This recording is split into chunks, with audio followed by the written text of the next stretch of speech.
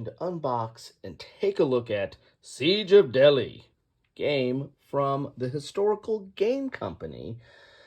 This is a game that is addressing the Siege of Delhi during the Indian Rebellion of 1857. So let's take a look at the back of the box and see what we have here. 1857, the Indian mutineer forces have massed at Delhi and have declared a reinstatement of the Mughal Empire. Their forces contain trained soldiers and a horde of irregulars, all bent on full independence. A British army has been assembled to crush the rebellion and take Delhi by siege, and thereby reestablish British dominion. The rebels have strongly fortified Delhi and are confident of victory. The stage is set. The Siege of Delhi is a low to moderate complexity tactical game on the Siege of Delhi in 1857 during the Indian Mutiny. The game takes about 90 minutes to play. One player commands the Indian Rebellion mutineer forces, and the other player commands the British forces. Cards vary gameplay. Cards actually control gameplay. I've covered a lot of these games from the Historical Game Company. Some of these, some have been sent to me from the Historical Game Company, but many more I have purchased from Blue Panther. That is the third-party sourcing company that sources a lot of games for smaller game companies. So all the quality of the bits, the counters and the cards and the maps, which are typically paper maps from Blue Panther, but in these games they're canvas maps, and I really like them. But I bought this from a recent Blue Panther, I guess it's their holiday sale or fall sale, I don't know what you call it, but I spent way too much on Blue Panther sourced games, including several of the Historical Game Company. Collect them all, right? These games all use the same system from the Historical Game Company. The maps are relatively small. I mean, you'll see it. It's not they're not small maps, not like a postcard map, but they're not overly sized maps. They don't take up a lot of space. The counters are all usually have some of the same designations as far as you're going to have your attack value, your defense value, and your movement value, and then the little number in the colored circle is the range value. And the cards control play because you'll draw a card on your turn, and if you're the British forces, if you drew this card, you'll be able to move 8 British forces. You'll be able to attack with 6 British forces or units, and then you have these special abilities for this turn. There's usually 10 cards for each side. You can see here there's a track for 24 rounds. You'll play as many rounds as needed for the side that has certain objectives to achieve those objectives, or you'll get to the end and there'll be a victory condition on either surviving or taking over so many objectives or what have you. Each game is different because each game is modeling or simulating a different battle. In this case, we're dealing with the siege. Another thing I will note, there's a lot of siege games or siege topics in the Historical Game Company's library. I asked Steve Kling about that, and he said, well, do you focus on sieges? He goes, no, it just happened that way. So, interesting. I find it interesting because there typically is not a lot of games that cover sieges. Sieges are usually long and protracted, and when you're dealing with the siege, usually they're covered on a operational or more likely a strategic scale. So where you're moving large forces and you're in the time frame is weeks or months or even years sometimes on a strategic level. And so you get the more of the effect of the siege. Also, they're usually covered in the time periods. Sieges were more prominent in castle and walled days and fortifications. We don't see as many sieges now, or if we do see a siege, it's a little bit different type of siege, usually in an urban context. But enough of all that. Let's get in the box and see what these components look like. So you can back me up on what I think of them. I generally like these components. If you're a fan of Blue Panther's sourcing, then this is right in the same vein as that, but I do like the canvas map, which is a little bit an added touch. Some of the game companies they source for, like Hollandspiel, will offer you kind of an upgrade, or you can buy the canvas maps, but for the historical game company, they come standard, and I really like that touch. There's a die here. Here are the counters. Let's go right to the counters. Small set of counters here, but the same thick quality as you see from there. And nicely printed. All the historical game company uses silhouettes, so you can denote what are the different forces, and I think it's a nice touch. You know, we're not looking at NATO symbols all the time.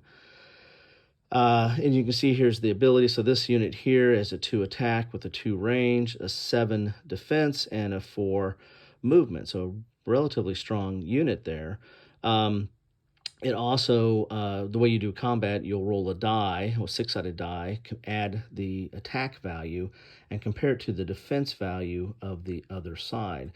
Now, there might be other modifiers for terrain, or there might be modifiers for if you're having other units join in or combine, but that's the basis of the combat system. And if you equal or exceed it, then it becomes disordered. You'll flip it over to a disordered side, and then you see that it just has a defense value now.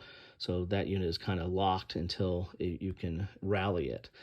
If you exceed it by 2 or more, then you eliminate it. Or if it's already disordered, it can be eliminated as well. So do not play the game just based solely on my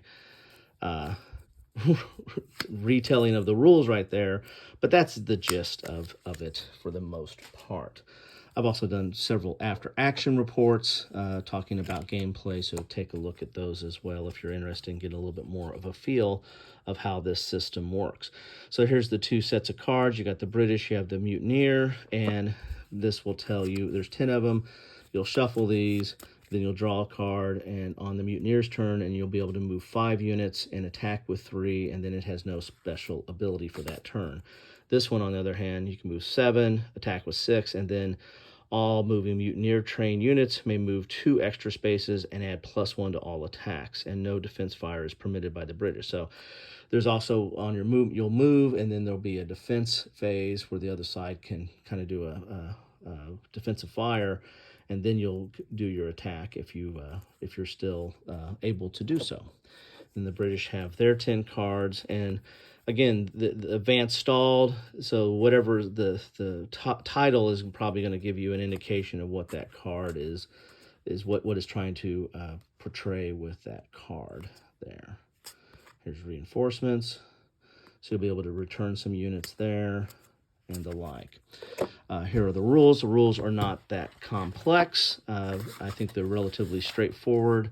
And once you've played one of these games, you pretty much know how to play all of them.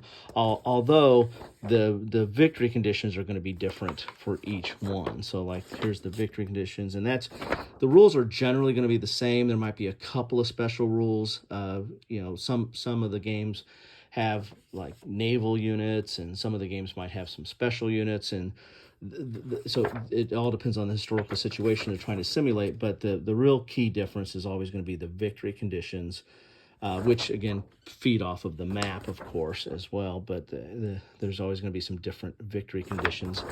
But the rules are relatively simple and straightforward. Here's an example of the counters or explanation of the unit designations.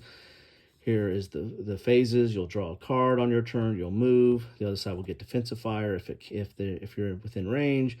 There's combat phase, and then there's rally disordered. Then we get to the nice maps here. Oh, and the terrain effects charts are on the back here. So here's all the terrain effects, description, the movement effect, and combat effect on there as well. And you got some victory locations there.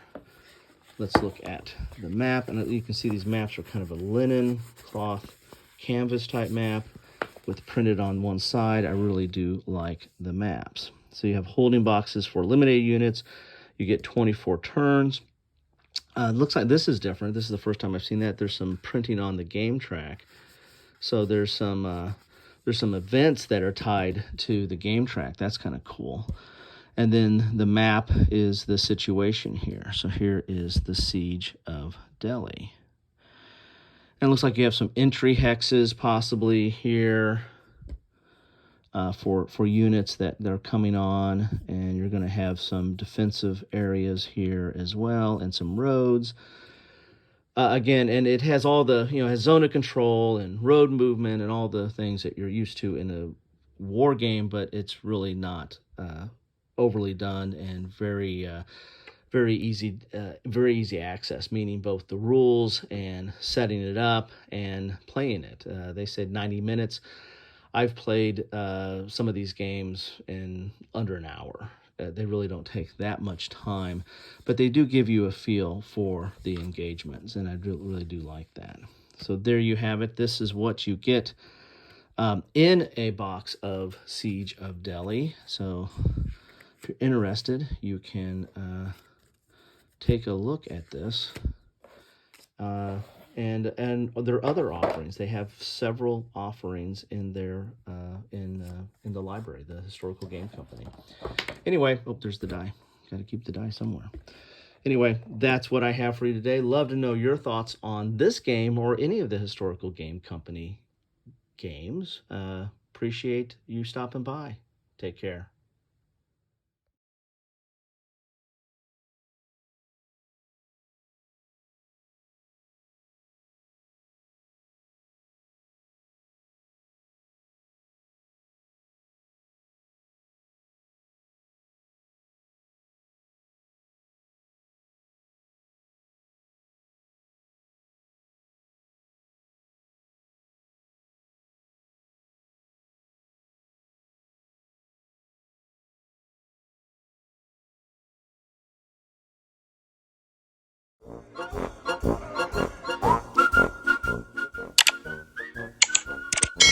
Thanks for watching.